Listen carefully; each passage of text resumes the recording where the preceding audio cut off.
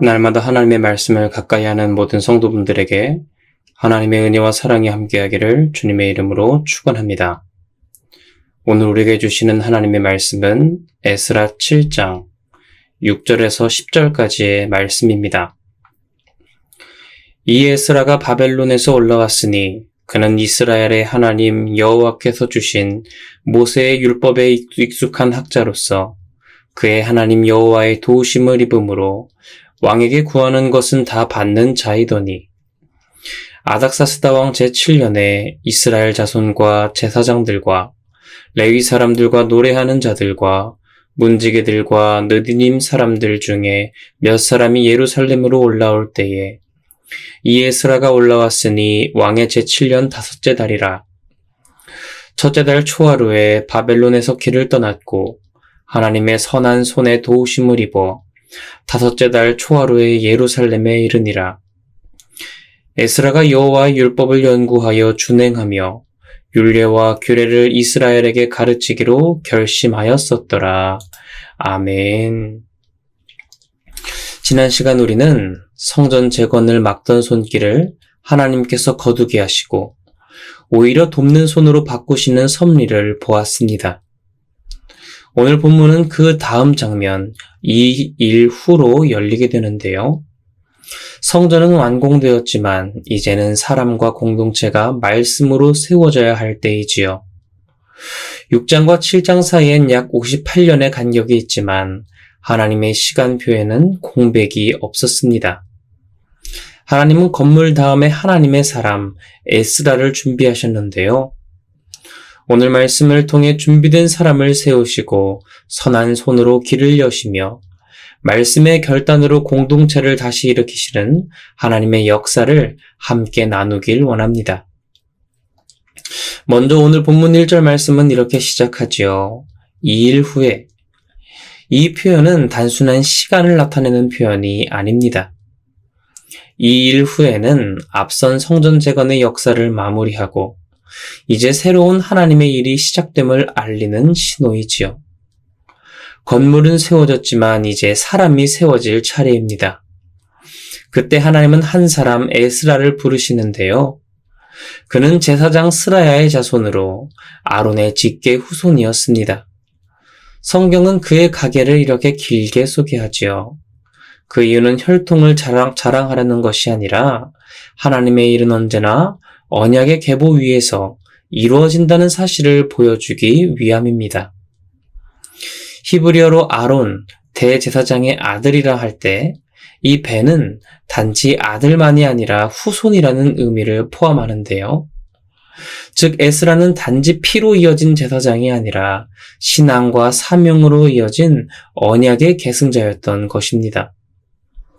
그는 단지 제사장의 가문 출신이 아니라 율법에 익숙한 학자, 곧 하나님의 말씀을 연구하고 가르칠 준비가 된 자였지요.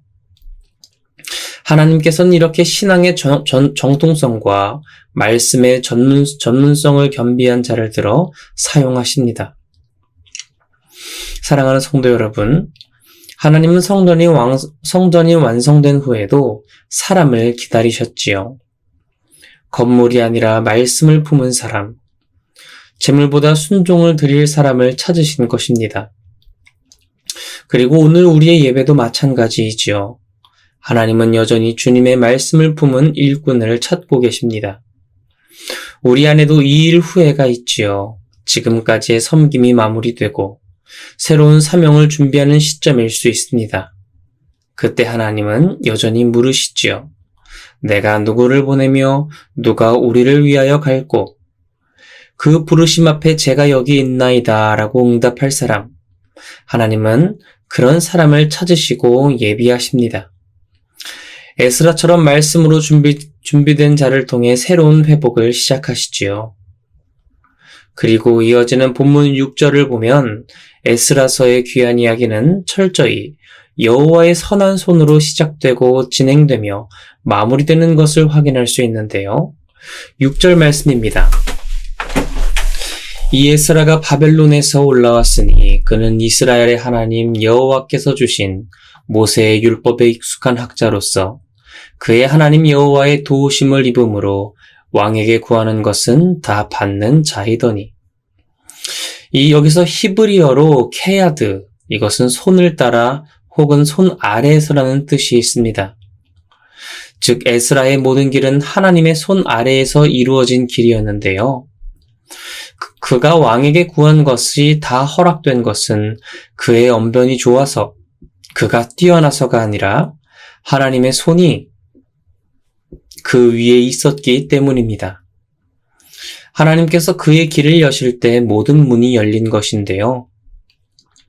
페르시아의 왕 아닥사스다가 마음을 움직였고 제사장들과 레위인, 노래하는 자들과 문지기들과 느리님 사람들, 성전 사역의 각 기능을 맡은 이들이 그와 함께 귀환했습니다.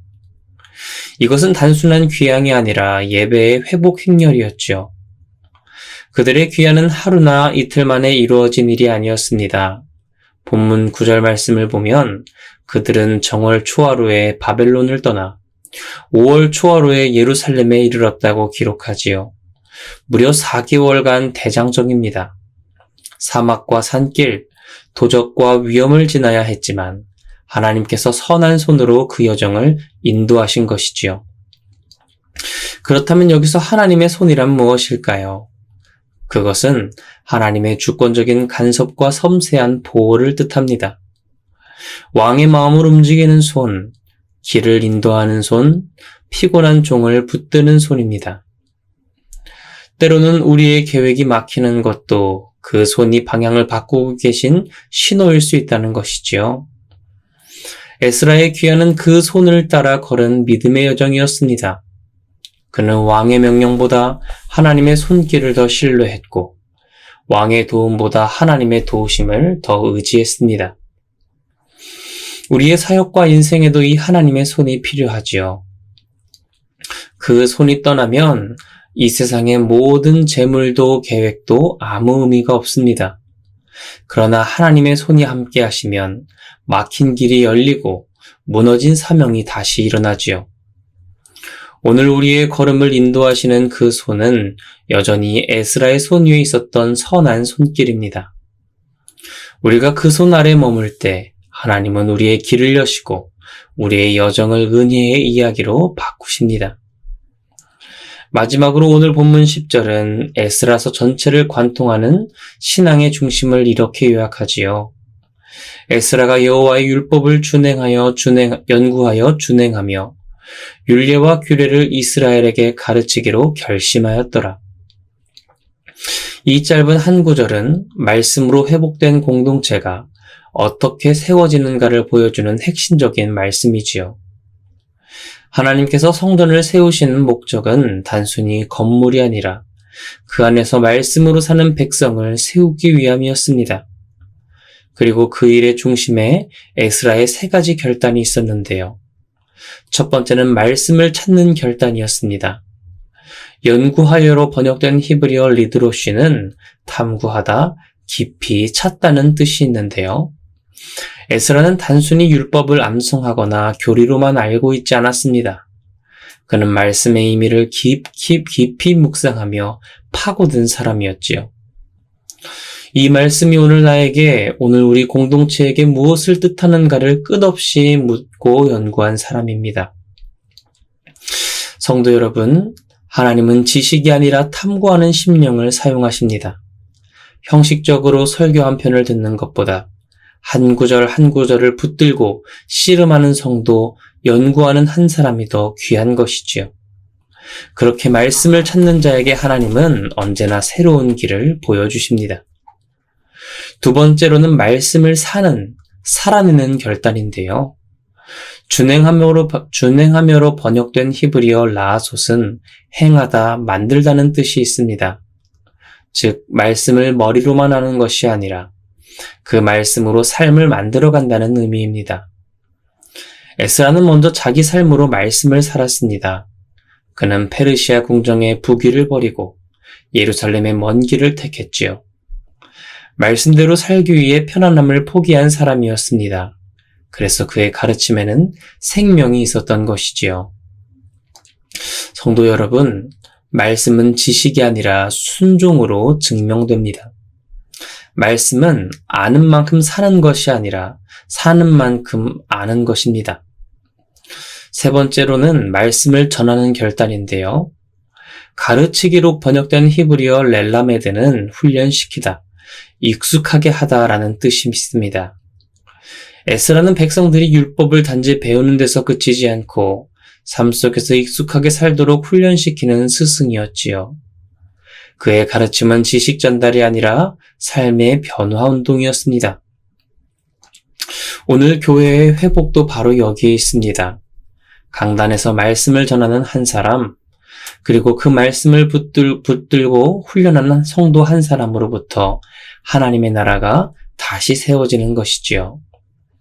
성도 여러분, 이 세 가지 결단, 연구하고 준행하고 가르치는 일은 결국 하나님의 말씀을 중심에 두는 삶을 의미합니다. 에스라의 개혁은 조직이나 제도가 아니라 말씀을 붙든 한 사람의 결단에서 시작된 것이지요. 오늘 교회가 회복되는 길도 이와 같습니다. 말씀을 연구하는 마음, 그 말씀대로 살려는 결심, 그리고 그 말씀을 다음 세대에 전하려는 헌신이 있을 때 하나님은 다시금 그의 선한 손으로 교회를 세우실 것입니다. 사랑하는 성도 여러분, 에스라 6장 말씀을 보면 하나님의 성전은 이미 세워졌지만 하나님은 이제 7장으로 넘어와서 말씀으로 세워진 사람들을 통해 무너진 이스라엘 백성을 다시 일으키십니다. 그리고 그들의 무너진 신앙을 다시 회복시키시죠. 그리고 그 말씀의 사람은 에스라였고 그의 삶의 중심에는 언제나 말씀이 있었습니다. 그는 왕의 눈치를 보지 않았고 사람의 평판보다 하나님의 손길을 신뢰했습니다.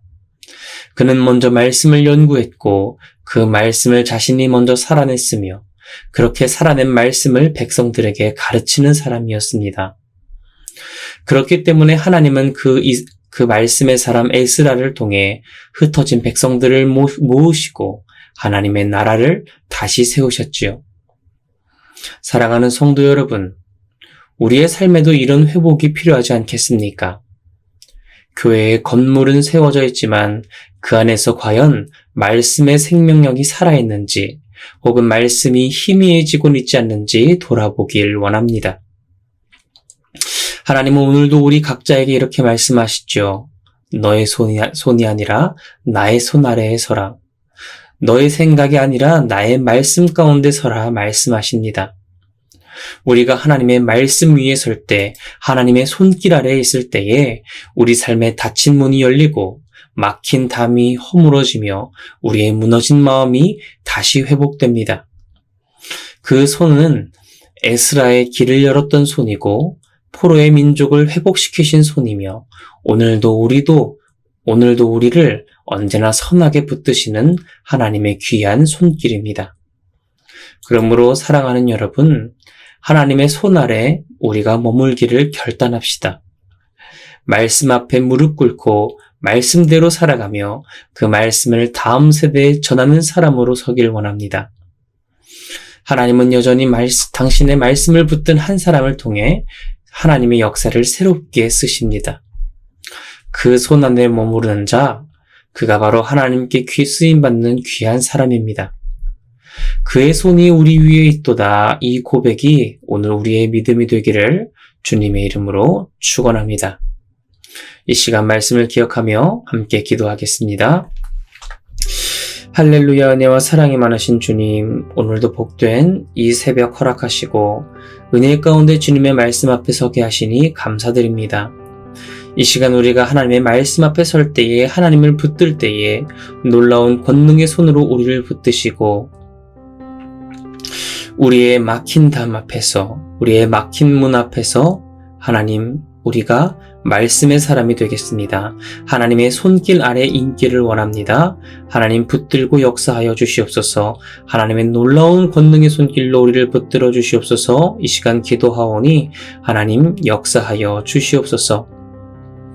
말씀의 사람 에스라 한 사람을 통해 무너진 이스라엘 백성들을 다시 세우셨던 것처럼 하나님, 오늘 우리가 그 한 사람, 말씀의 사람 기도의 사람 되기를 원합니다. 우리 화평의 귀한 성도 한 사람 한 사람을 통해 이 화평의 교회를 다시 일으키시고 교회의 건물이 아닌 말씀 가운데 신앙이 바로 서는 이 화평교회 되게 하여 주시옵소서. 한국교회 되게 하여 주시옵소서. 그리고 우리를 통해 우리의 삶이 다시금 회복되게 하여 주시옵소서. 간절히 기도하오니 주님 붙들고 역사하여 주시옵소서. 날마다 주께 가까이 나아가기를 원합니다. 감사드리며 이 모든 것 살아계신 예수 그리스도의 이름으로 기도드립니다. 아멘.